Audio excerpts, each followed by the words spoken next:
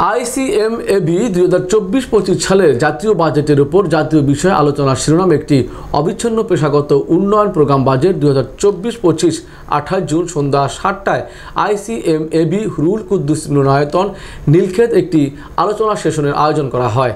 জাতীয় বাজেটের পরিসংখ্যান, বাজেটের উৎস ও বরাদ্দের তুলনা, সরকারি পরিবর্তন এবং পরোক্ষ কর এবং বিভিন্ন সেক্টরের জন্য নির্দিষ্ট প্রভাব বিস্তারিত বিশ্লেষণ প্রদান করা হয়েছে।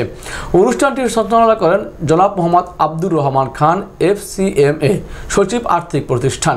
অতিথি হিসাবে উপস্থিত ছিলেন AK বৈদুল আলম, জাতীয় রাজস্ব বোর্ড এর সদস্য। করনীতি অনুষ্ঠানে বিশেষ অতিথি হিসাবে সম্মানিত করেন জনাব স্নেহাশিস বড়ুয়া, FCA, ACA ও SMAC অ্যাডভাইজার সার্ভিসেস লিমিটেডের ব্যবস্থাপনা পরিচালক। অনুষ্ঠানে সভাপতিত্ব করেন LICMAB এর ভাইস প্রেসিডেন্ট জনাব মাহতাব উদ্দিন আহমেদ, FCMA। আগে থেকে বেড়েছে বা আগে থেকে আমাদের অনেক ইমপ্রুভমেন্ট হয়েছে, এই জন্য সরকার ভালো করতেই পারে।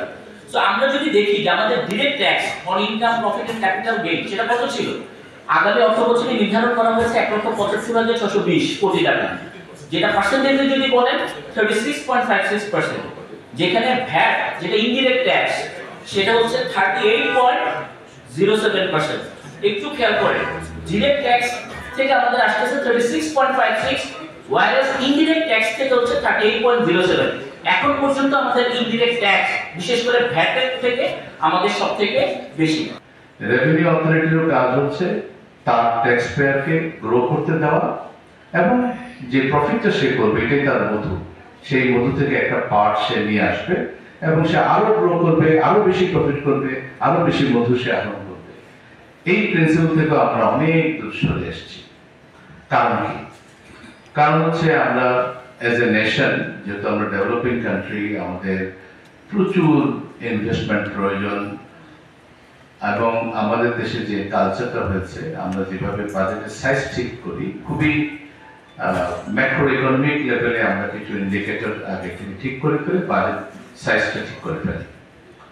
বাজেট সাইজ ঠিক করার পরে যেটা আমাদের মুশফিক বলল যে ভবিষ্যৎ ঋণ এবং ঋণের সুদ, আমাদের দায়, এগুলোকে কমানোর একটা বিষয় আমরা চিন্তা করি যে কি পরিমাণ আমরা ডেফিসিট বাজেট অ্যালাউ করতে পারবো। আমাদের বাজেট আইন একটা আছে 2009, সেখানে ইন্ডিকেশন আছে যে এটা অবশ্যই লিমিটের মধ্যে রাখতে হবে এবং আমরা এই পর্যন্ত GDP 5%-এর মধ্যে আমাদের বাজেটটাকে রাখি।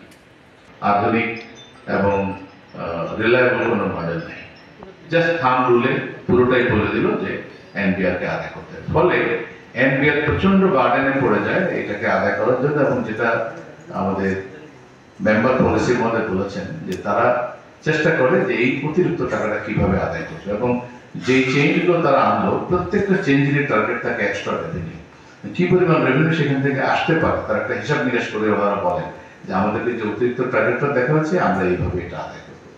ফলে আলটিমেটলি যেটা হয়, যেহেতু আমাদের ট্যাক্স বেস ওইভাবে বড় হচ্ছে না, আমাদের যারা এক্সিস্টিং ট্যাক্স পেয়ার তাদের উপরে চাপটা পড়ে। সো আমি একটা জিনিস বলবো, ICMAB when it wants to develop and they want to change themselves with the changing world, whether it is taxation or it is digital world, and eventually want to be the contributor of Bangladesh economy.